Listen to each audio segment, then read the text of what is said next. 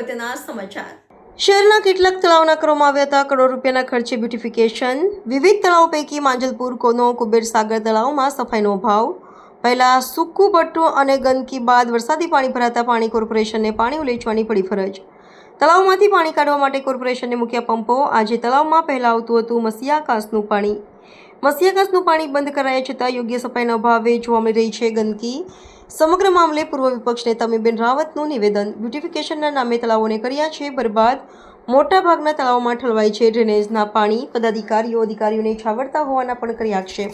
શહેરના માંજલપુર વિસ્તારમાં આવેલા કુબેરેશ્વર તળાવની દુર્દશા મુદ્દે પૂર્વ વિપક્ષ નેતા તમીબેન રાવતે ઉઠાવ્યા સવાલો. વડોદરા મહાનગરપાલિકા દ્વારા શહેરને સ્માર્ટ સિટી બનાવવાના ભાગરૂપે શહેરમાં આવેલા વિવિધ તળાવોનું કરોડો રૂપિયાના ખર્ચે બ્યુટિફિકેશન તો કરવામાં આવ્યું હતું, પરંતુ તેની યોગ્ય નિભાવણી અને જાળવણી ન કરાતા આજે શહેરના બ્યુટિફિકેશન કરાયેલા કેટલાક તળાવોની દુર્દશા પાલિકાના પાપે જોવા મળી હતી. ગોત્રી તળાવ હોય કે પછી સુરસાગર તળાવ, તરસાલી, સમા તળાવ વગેરે જગ્યાએ અવારનવાર માછલીઓના મોત, તળાવ ફરતે ઘણીવાર ગંદકી, ડ્રેનેજના પાણી વગેરેની સ્થિતિ જોવા મળી રહી છે. ત્યારે શહેરના માંજલપુર વિસ્તારમાં આવેલા કુબેરેશ્વર તળાવની દુર્દશા જોવા મળી રહી છે. અહીં ભૂગર્ભ જળ સંચય ક્ષમતાનો પ્રશ્ન તો છે જ, સાથે પાળાનું ધોવાણ સાથે તૂટી રહ્યા છે તથા તળાવમાં અસહ્ય ગંદકીને કારણે લોકો વોકિંગ માટે પણ આવતા ખચકાટ અનુભવે છે.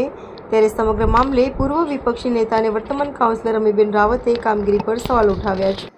જ્યાં બી તળાવ બ્યુટિફિકેશન થયા છે, જ્યાં આરસીસીના પાળા બન્યા છે, બાયોલોજીકલી એ તળાવ ડેડ થઈ ગયા છે. મોટાભાગના તળાવમાં ડ્રેનેજના પાણી હોય, એટલે જ્યાં પાણી ભરેલા હોય છે ત્યાં ડ્રેનેજના પાણીની આવક હોતી હોય છે. બાકી જ્યાં તળાવ ઊંડા કર્યા છે, સપોઝ છાણીની વાત કરીએ કે કુબેરેશ્વર તળાવની વાત કરીએ, તો જ્યારે એનું કામ થતું હતું ત્યારે ધ્યાન રાખવામાં આવ્યું નથી ને એના જૂના જે ઇમ્પરવિયસ લેયર હતા, ઇમ્પરવિયસ લેયર, એ બધા લેયર તૂટી ગયા છે. એટલે પાણી જે બી આવે છે જમીનમાં જતું રહે છે ને એની સંગ્રહ શક્તિ રહી નથી.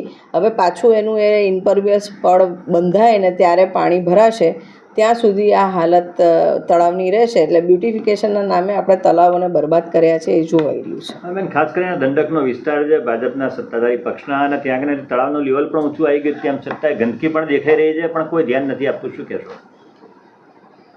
તમામ તળાવની આ હાલત છે. કુબેરેશ્વર તળાવની બી આ જ હાલત છે.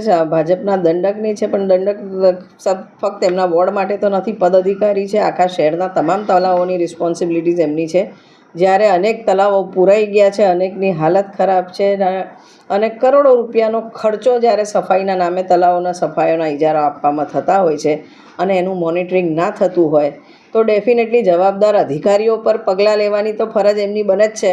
પણ પદ અધિકારીઓ જો આ અધિકારીઓને સામે કડક કાર્યવાહી નથી કરી શકતા, તો ક્યાંક એમનો એ અધિકારીઓને છાવરવા પાછળનું કારણ શું છે એ તપાસનો વિષય.